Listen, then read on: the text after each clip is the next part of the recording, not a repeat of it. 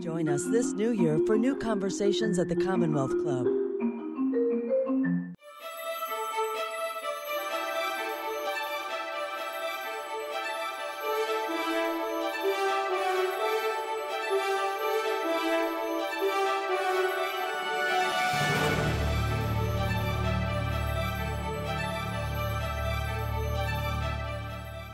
Welcome to the Commonwealth Club of California.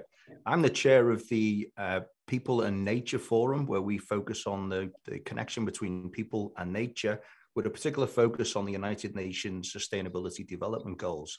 Today, we're speaking with Ian Urbina, author of Outlaw Journey Across the Last Untamed Frontier.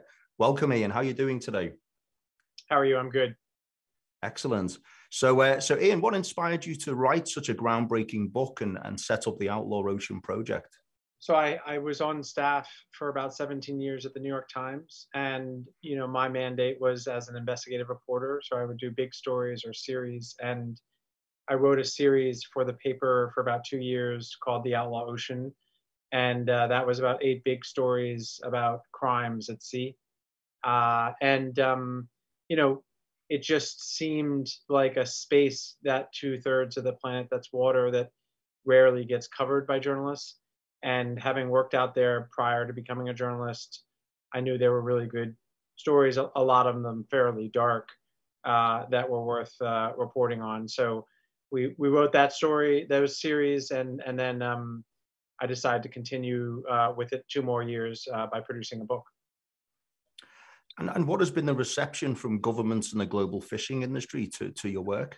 Mixed. I mean, we're going on 7 years now, and dozens of stories. And so the true answer to the question is story specific, So the reaction, for example, to the reporting we did about sea slavery and the Thai fishing fleet, that was a very strong hit on the Thai government at the time. This was 2015 when we put that story out initially, and the reaction was a sense of alarm and engagement. And then over the course of the next 2 years, we worked with the Thai government. I went back to Thailand, did further reporting, and produced the chapter in the book. And so the sort of reaction subsequently from the Thai government, just as one example, was one of sort of constructive engagement, and a lot of reforms came out of the reporting. Other stories, I think we're going to discuss one of them, a murder case that we looked into that really implicates the Taiwanese government. The reaction was quite different, a sort of, stone wall of silence to that reporting. But ultimately prosecutions after 7 years. So it really varies topic by topic. Okay, thank you. Can you take us through what has led to the oceans being such a lawless place? We kind of think of the economic exclusion zones we can see kind of from the coast out to sea, but maybe we don't necessarily think further than that, out into the oceans and what has happened to make it the way it is today. Yeah, I mean, I think when I talk about the Outlaw Ocean, I'm speaking quite especially about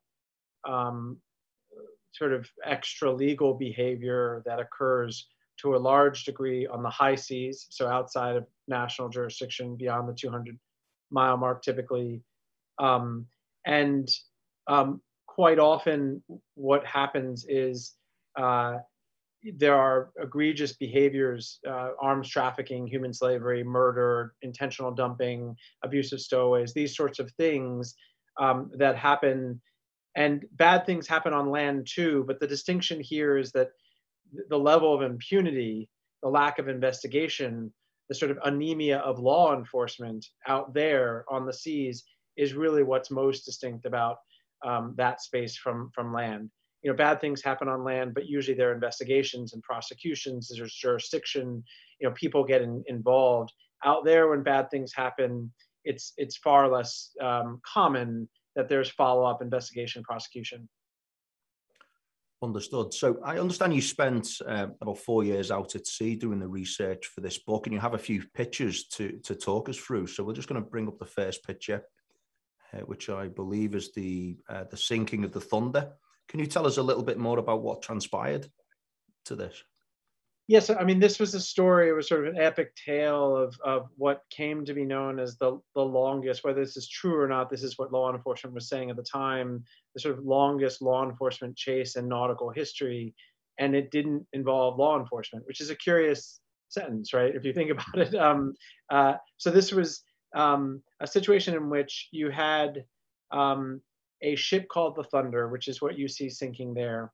This ship had a long and illustrious career engaged in illegal behavior, largely illegal fishing, but also human trafficking and dumping.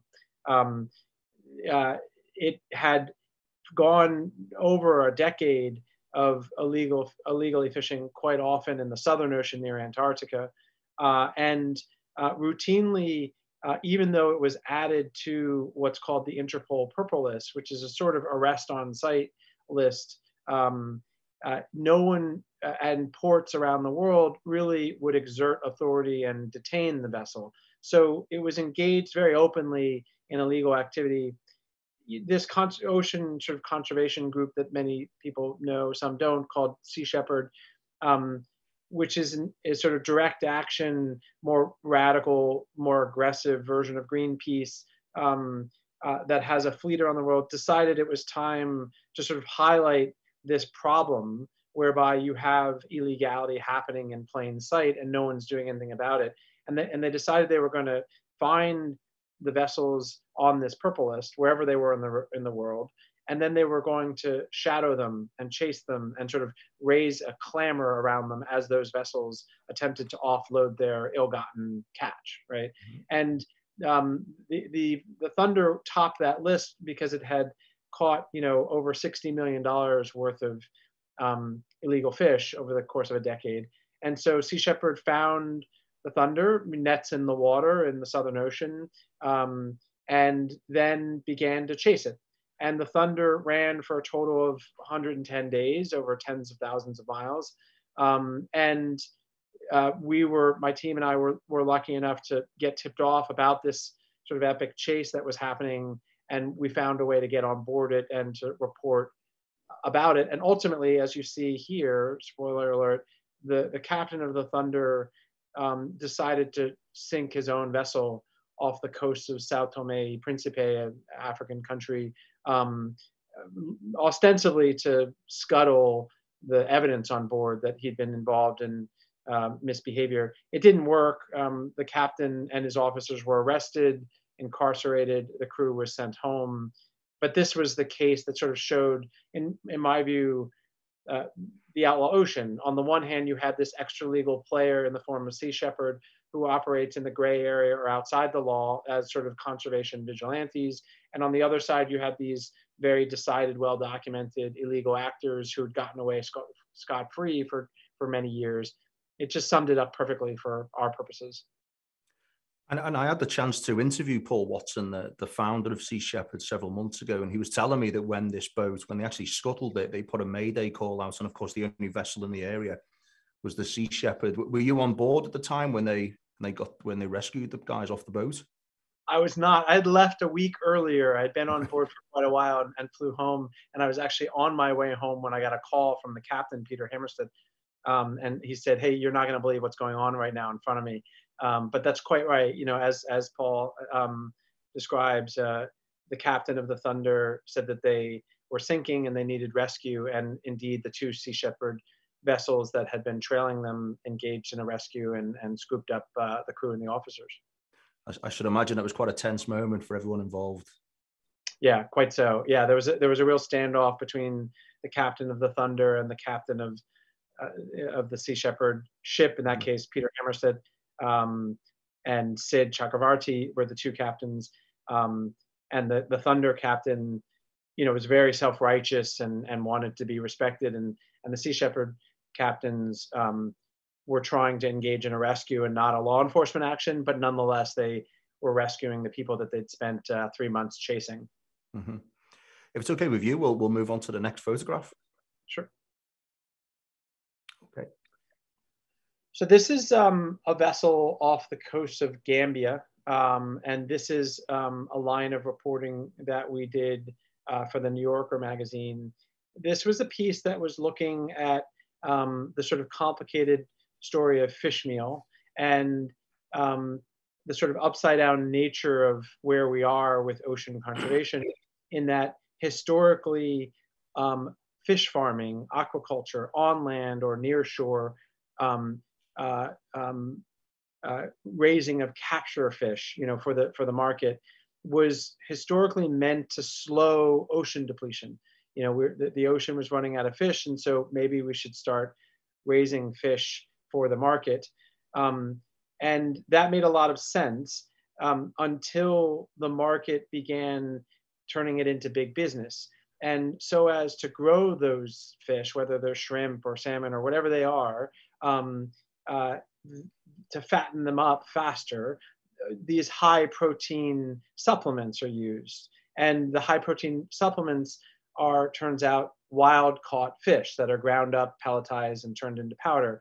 So you have wild caught, meaning in the ocean, fish being caught so as to feed land-based fish to go to market, all part of a mission that historically was meant to slow down the capture of wild caught fish. So it's obviously an upside down cycle we have here. And this story was meant to take a look at that problem, the use of fish meal. And we went to Gambia, West African country, because there's a huge boom in these fish meal factories where massive, often foreign trawlers, in this case, this is a Chinese vessel, are trawling the seas along West Africa and pulling huge amounts of fish out of the sort of flow, grounding them up for the sake of export.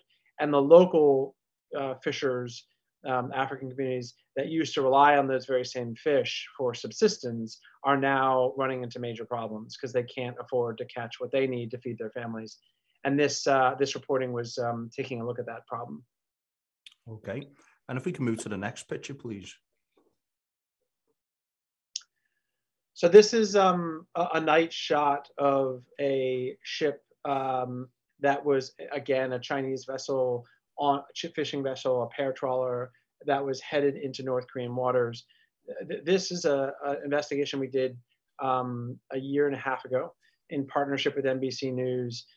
And essentially, it was an attempt to solve two mysteries that had long existed in the East Sea, or the Sea of Japan. So this is the body of water, between Russia and North and South Korea, Japan, this sort of body of water. There were two big mysteries in that body of water. One was why, when squid everywhere else in the world as a stock is increasing, decreasing and rapidly in one place, dozens of bodies annually washing up. These are North Korean fishermen washing up on Japanese shores in these decrepit, broken down boats. The theory had been, well, the squid stock is disappearing because of climate change, and those numbers are falling because the squid have moved elsewhere. And the other theory was the dead fishermen is because North Korea is on the ropes, and it's a very poor, struggling nation, and the fuel is dirty, the boats are old, and the guys are desperate, and they're going out too far from sea, they're stalling, and they're dying. Okay, those two theories are not wrong, but they didn't seem to explain fully what was happening in those waters. What we learned preliminarily, with huge help from an organization called Global Fishing Watch, was that there seemed to be a massive fishing fleet on the order of about 1,000 boats in North Korean waters. These were huge industrial ships in North Korean waters. These were foreign vessels. This was extremely striking because post-2017, after the nuclear situation in North Korea, there were UN sanctions put on North Korea, and unanimously signed by the Security Council, China included. No foreign vessels were allowed to fish in North Korean waters. And here we had dots on a map, satellite found, of 1,000 Chinese boats in North Korean waters. And so the theory was that there's an inundation of these industrial vessels in those waters, in North Korean waters. And that's why North Korean fishermen are getting pushed out, and that's why the squid stock is crashing. We took a team there to sort of corroborate the dots on a map theory, what the satellite data seemed to be indicating. And we bought our way onto a South Korean fishing vessel, took a team out to the coordinates where we thought we would catch the Chinese going into North Korean waters, and waited. And lo and behold, there they came, a line of them. And this is one of those vessels on its way into North Korean waters. And that reporting revealed what came to be known as the largest illegal fishing fleet ever discovered. It was those 1,000 Chinese boats. Thank you, Ian. So we're going to move to a short video, which we must warn viewers is extremely explicit and depicts a scene of murder of seafarers. So we just play this really quickly, and we're going to ask you, Ian, what exactly has happened here.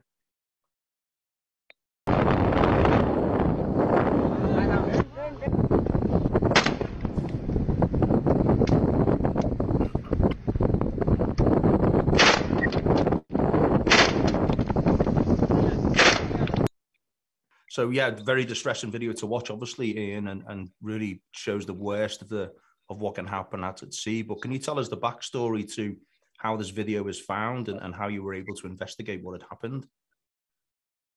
So this video was brought to me by a source who is in law enforcement and knew I was looking into stories of crimes at sea. The video had murky context to it. What was known, let's sort of establish the parameters of the video. The video is a 10-minute and 26-second long video that was shot on a cell phone. It depicts, over the course of those 10 minutes, at least four, maybe 6 to 8 men who are in what look to be, high seas or pretty far off from shore waters. They're clinging to what looked to be wooden wreckage in the water. And off camera, you're hearing a semi-automatic weapon, or maybe two, firing on them. And over the course of the 10 minutes, you watch as 5 men are killed, with headshots. And as disturbing as that is, even more disturbing is that at the end of the video, what looked to be either witnesses or maybe culprits or both pose for selfies on camera and celebrate the sort of carnal killing that just unfolded. And these men all seem to be standing on an industrial vessel. Okay. So these are the basics that you can discern just from watching the video. The other thing you can clearly discern is no matter what preceded what you're seeing on camera, even if what preceded was the guys in the water were pirates who were attacking this fishing vessel, when the video is rolling, those guys in the water are unarmed and no longer a threat. So you have a clear case of murder. It's hard to, in any court of law, argue that this is self-defense or anything other than murder. So you have a murder video, you have culprits or witnesses celebrating, you have their face on camera, and this is sent to me. So I think as an investigative reporter, when I get it, okay, well, this is exactly the kind of story I should be able to crush. If I spend enough time investigating who are the guys in the water, who are the guys firing the guns, what ship is this on, where is the water that this is happening, what led up to it, etc. We spent a year at the New York Times working on it, put something on the front page. We figured out that the guys doing the shooting were on a Taiwanese tuna longliner. There are 3 ships at the scene, all part of a same fleet. They're all sort of circling these guys in the water. And that's about as far as we got. When I put the investigation down, another pretty impressive, intrepid investigator picked it up. He was in collaboration with Nat Geo. He spent another year working on the case. He unearthed a bunch more information. When he put it down, I picked it back up, a couple years later, put a piece about a year and a half ago on the front page of the Washington Post. And sort of that back and forth ultimately culminated in the enough pressure being brought to bear on the Taiwanese government and their prosecutor's office to arrest the captain of the ship where the shooters were, prosecute him, and he was sentenced to 26 years in prison last year. That's great news, and thank God you were able to bring them to justice. So you've worked with several organizations such as the Stella Maris Catholic Nuns to rescue what in effect are sea slaves. How difficult are the challenges facing these organizations? They're huge. I mean, these organizations that specialize in anti-trafficking work, quite especially aimed at seafarers, or service providing in general, there's a huge problem of abandonment and stranding of seafarers, which is not a trafficking situation, but it's no less egregious and can ruin people's lives. And on any given day, there are hundreds of cases of mariners who are stuck someplace and they have no way to get home and they have no way to leave their ship, and no one's answering their phone.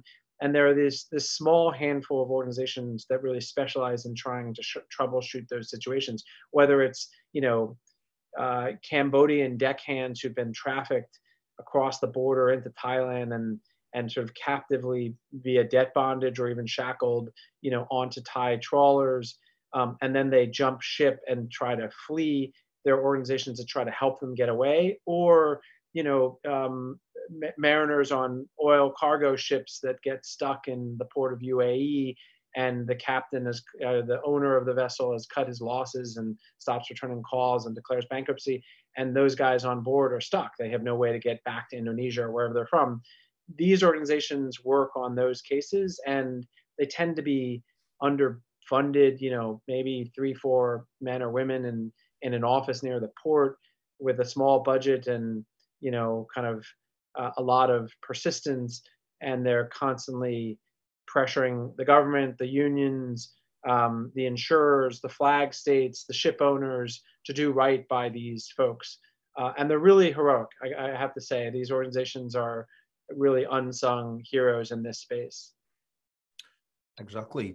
And when you look at, obviously, there's one side of it is the fishing that we've just been discussing, but one real eye-opening story for myself was involved in Princess Cruises and their use of these magic pipes. Can you take us through what happened with those guys? Yeah, I mean, there's this striking statistic that we came across when reporting the series, which is that in the course of every 3 years, ships around the world collectively intentionally dump more oil than the Exxon Valdez and BP spills combined. So for all the news coverage, myself included, at the New York Times, that gets paid to spills, which are these tragic, huge events, and for good reason, there's far less attention to the intentional dumping and release of oil, because it tends to be a slow-moving phenomena, disparate, discrete, and ubiquitous, and so it doesn't have the dramatic newsworthiness of the BP spill, a singular big event, acute event.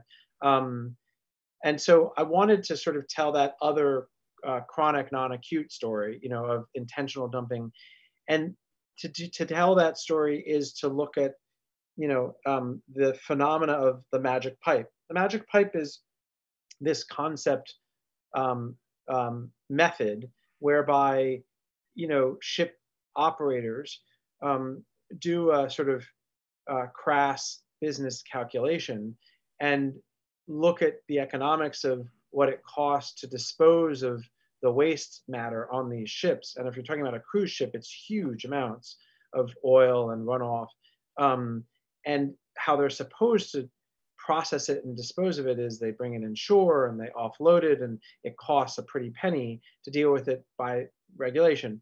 Alternatively, you have your engineer install a quote unquote magic pipe, which essentially is a tube that goes underneath the ship, and you flush the stuff when no one's looking.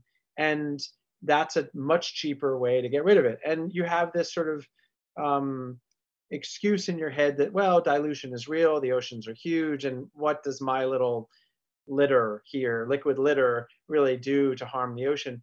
But the stuff accumulates, and there's a lot of it happening all the time. And so we wanted to look at that phenomena, and we looked at a big ticket instance of it, which was Carnival Cruise Company had their engineers on at least one ship, likely multiple, install magic pipes and dispose of waste in that fashion, and they got caught, and they, faced at the time the largest civil penalty ever levied against a shipping company, against a cruise company. And what was the dollar amount of the fine that they received? Do you know? I'm doing this from recall, and it's been a while, but I think it was 40 million. Wow. It was big, yeah. And that was from the Department of Justice, was it? Yeah, I mean, this was interesting because the engineer who blew the whistle was Scottish, if I'm not mistaken, and the ship, when he discovered it, was off the coast of the UK, but it was bound for U.S. waters. And I'm doing this by recall. The U.S. has really aggressive laws on these issues, including laws that incentivize whistleblowers, by giving them a portion of the penalties. And so I don't think the whistleblower did it for the finances. And I'm not sure if he even ever took the money, but I think he knew that if he blew the whistle in US waters, there was a much better chance that the Coast Guard there was going to carry it all the way through, because there was a long history of the prosecutor's office in the US tackling those crimes. And so that's exactly what they did. I find it amazing that a $1 billion corporation is cutting corners like this. So you must have been shocked yourself when you learned about it. Yes and no. I mean, I think that oftentimes there's a culture created that puts pressures that have unintended consequences. And so if I had to guess here from a corporate level, what happened there were huge corporate pressures placed on efficiency and savings. So you need to hurry up and get that vessel in and out of port in no less than X days. And that pressure trickles down to captains who realize that their career is going to be affected, their bottom line is going to be affected if they don't hit those markers. And so then they start turning to their engineer and saying, hey, look, we can't wait for an extra 3 days for the stuff to get unloaded properly, because we're going to get in trouble with the bosses. We need to speed things up, so make it go away. And you can see the trickle down effect, so that the corporate high are not saying, hey, put in a magic pipe, but they are putting on pressures that end up having the consequence of these sorts of corners being cut. And everyone's to blame, from the engineer all the way up to the CEO, for what results. If I had to guess, I think that's probably what went down. Just to switch gears a little bit, in the book you talk about spending extended time in silence and experiencing what seafarers refer to as the soul whispers. Would you be willing to share a few of the thoughts that you had in those moments? Yeah, I mean, if I could recall them, I would. I think it's not the specifics of the moment. I think that it's the clarity and endurance of the voice, by which I mean, I think in my normal daily life here on land, you're overwhelmed with the pace of interactions, the amount of interactions, be they face-to-face or on your phone, the number of emails and texts, and just sort of like the constant flow of information and pulls on your attention and your decision-making and thought process. You head out to outer space, namely the high seas, right? And suddenly you're out of touch with the world, and that's bad and good. And the good is that you have these long periods of time where you're not getting that pull on your attention. The interesting consequence for me personally is that the sort of ADD, the attention deficit disorder nature of my focus on land calmed down, and I could sit and have a conversation with myself in my own head that actually was sustainable. I could think things through 7 chess moves down the board. Whereas on land, I could never do that. And those are the whispers and the conversation that I think that space sometimes affords you. And that's sort of the difference of how you start to think and behave a little bit uniquely when you're out there for a long time. We've obviously covered a lot of issues, and as you mentioned before, they could be quite dark. But in closing, I'd like to end on a positive note and ask you what unique and memorable experiences you took from traveling the planet's oceans so extensively? Well, many. I mean, the heroism of the very people you asked about before, these sort of anonymous, advocates in lots of places around the world that are doing incredible, daring, sometimes quite brave work, was quite inspiring. And time and again, I was running into them.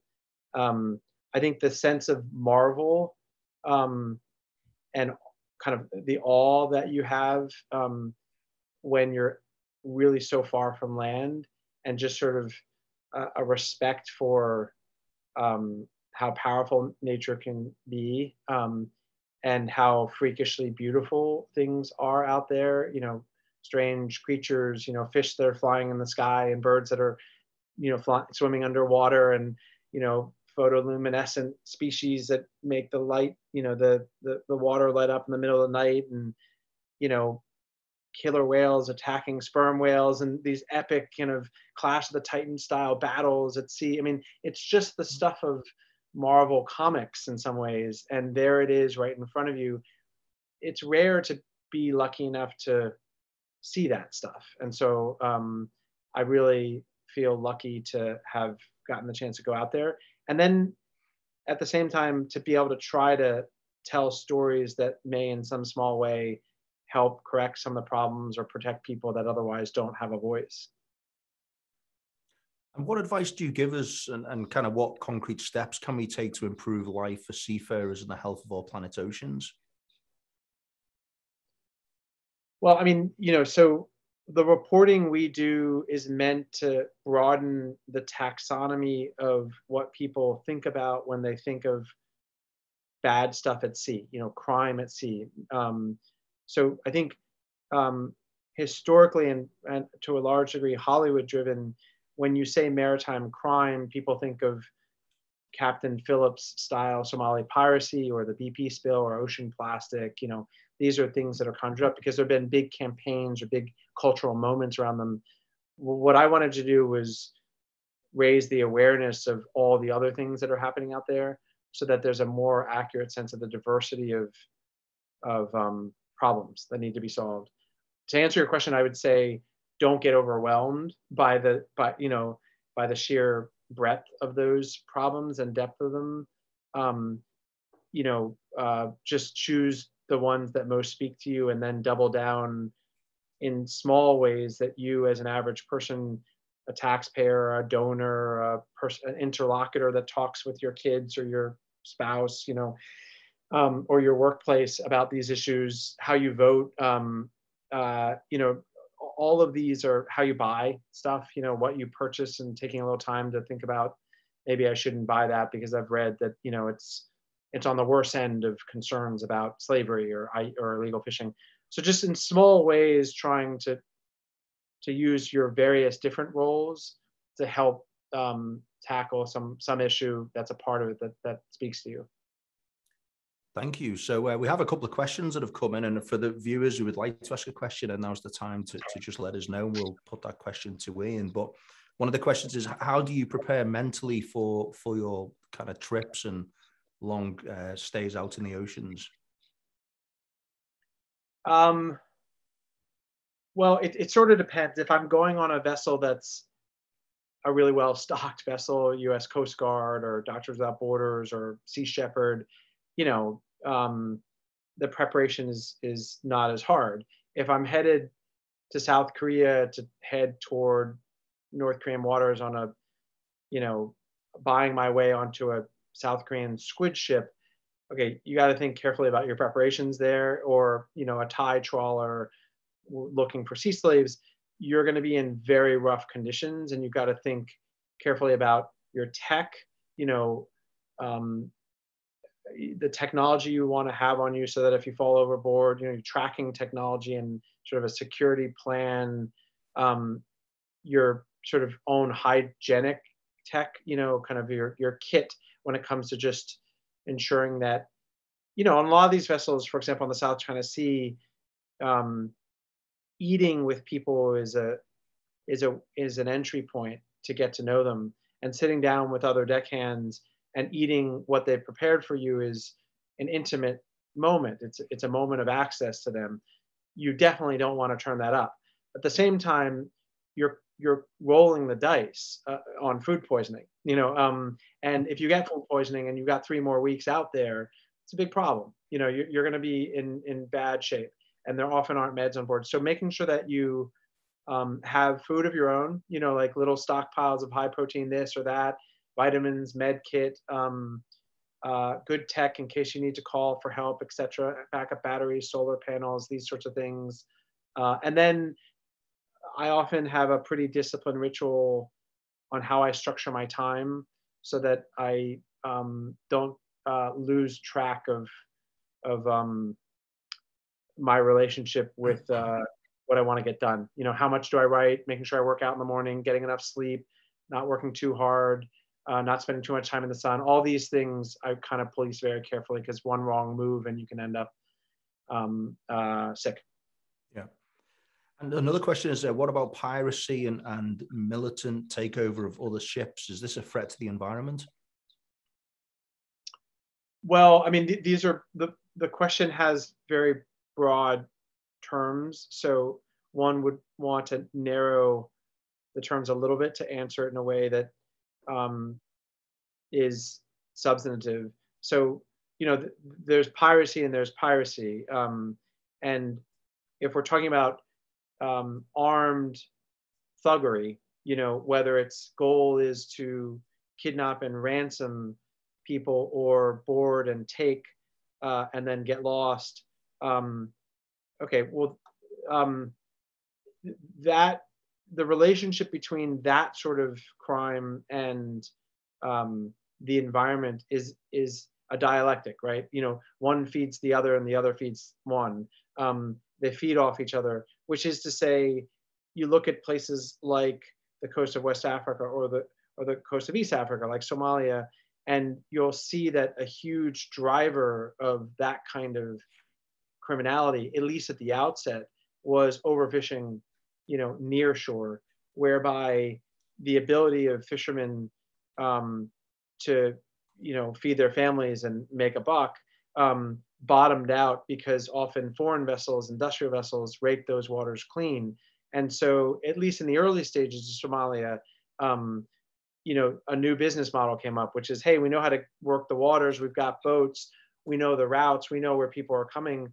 Well, there are no fish to be had, but there's some, guys to rob, and we can make some really good money. And so in the early days, that was a business model. It soon became something else entirely.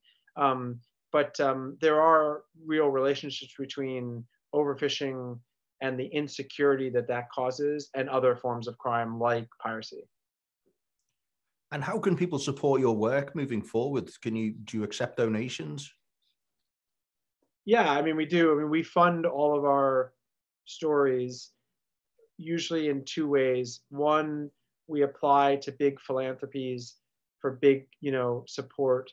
And then two, and overwhelmingly from small individual, donors who go to the website. There's a donate button, and they, give $5 or whatever it is, because they think the journalism is worthy.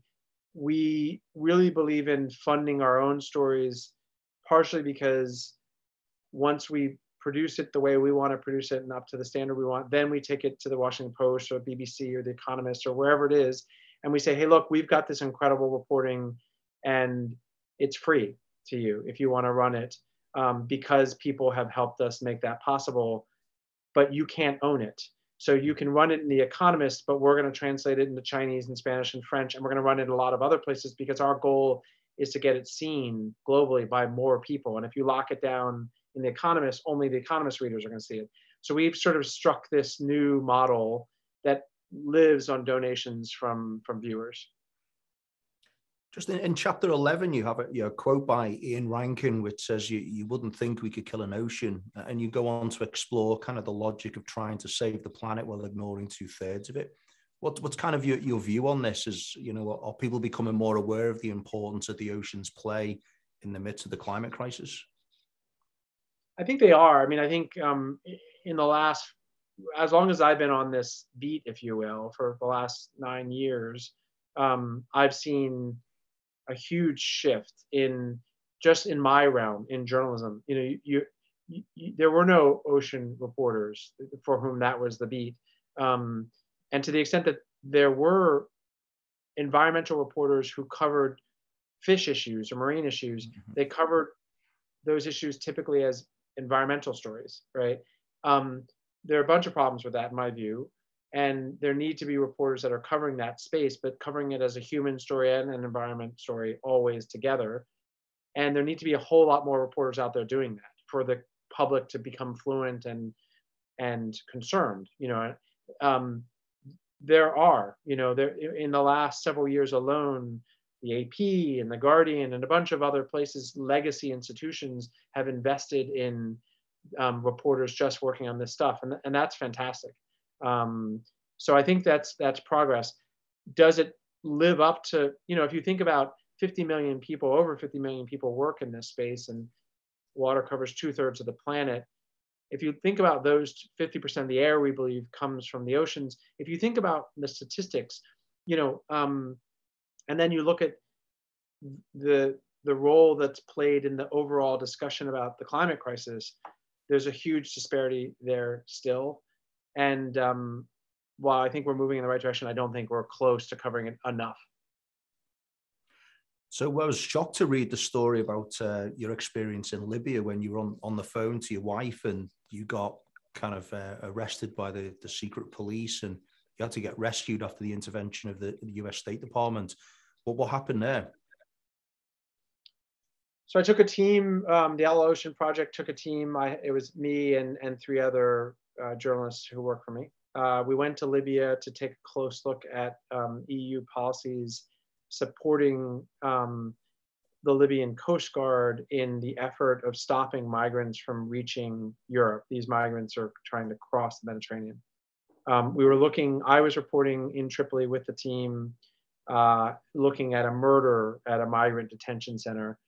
We had a visa to be in the country. Obviously, you can't, Libya is a war zone, and you can't be a reporter there without permission from the government, and you can't move around without armed security.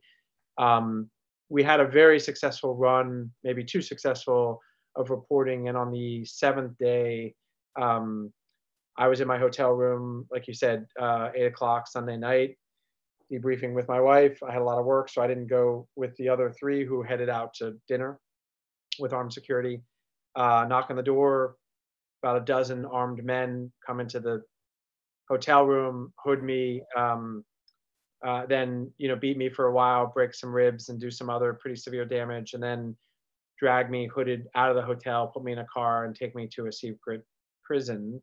The 3 others were similarly hit by the same militia called the Libyan Intelligence Service, or Al-Nawasi. The same squad hit them in the middle of an intersection, very surgical attack on their armed convoy, hooded them, also took them to the same prison. And we were held there at that prison for the next 7 days, 6.5 days. Again, luckily for us, my wife was on the phone with me and heard the violence or part of it, and she immediately triggered an emergency plan. And the US State Department kind of swung into action and began applying pressure on the Libyan president, Libyan attorney general to find us and release us. And ultimately, we were released and evacuated out of the country. Wow. Well, thank God you're safe. And, thank you to your family as well for the sacrifice they're making, you traveling so much abroad. And so what's next? What's next on your agenda or your calendar? I believe you're headed to the Falkland Islands soon. Yeah, we're working on a series about the Chinese distant water fishing fleet. The Chinese distant water fleet globally is hands down the largest fishing fleet on the planet. It's bigger than the next 3 largest fleets combined. And the largest portion of that fleet is the squid fishing fleet, feeding the world calamari market, to a large degree. A lot of very worrisome things are happening in different places, sea slavery and murder and dumping and overfishing and UN sanctions violations and the like. And so we're working on a series of taking a look at those myriad concerns. And the first part of that reporting will be in the high seas waters northwest of the Falkland Islands, where there's a huge cluster of these squid vessels fishing, and we're going to go see what they're up to. And how long do you think you'll be away for this trip? This will be about a month-long reporting trip. Okay, wow. And I guess my last question for you is that in the book you mentioned that there were some stories you couldn't get into the book. You had to leave them aside. Could you share one story with us that wasn't included? Well, I mean, truth be told, the two big stories that I didn't tackle in the book that felt embarrassing to not have tackled. You're writing a book about lawlessness of the sea, and you don't touch the Chinese, and you don't touch the Mediterranean crisis. So those two stories, tens of thousands of migrants trying to cross the Mediterranean, many of them being killed, many of them being incarcerated in a war zone. That felt incredibly urgent, and it was an outlaw ocean story because a lot of the most nefarious things that are happening at sea, and because you can get away with it at sea. Countries, the EU and Libya, are able to do things offshore that they probably couldn't get away with elsewhere. So those two stories, like you said, the Libya story ran in the New Yorker in December, and that was a year-long investigation. So we got that done. And next we're turning to China this year. The other big stories that are on my bucket list, seabed mining, I think, is a really urgent story on the horizon. Kind of the mining of precious metals that are going to be used in long-lasting batteries and solar panels and the like, and sort of accessing the seafloor, and what concerns might there be for that, or necessity. I also we're planning on taking a really good look at fish meal more. I talked about that in Gambia, but really looking a whole lot more at that, because that's roughly 50% of all marine life pulled from the ocean gets turned into fish meal. It's a crazy statistic. It's a huge amount of biomass. So those are my priorities for the next 24 months. You're going to be very busy by the sounds of it, for sure. So we hope you stay safe, and we wish again to thank you for giving us the time today to learn more about your work. And we wish you the best of luck moving forward.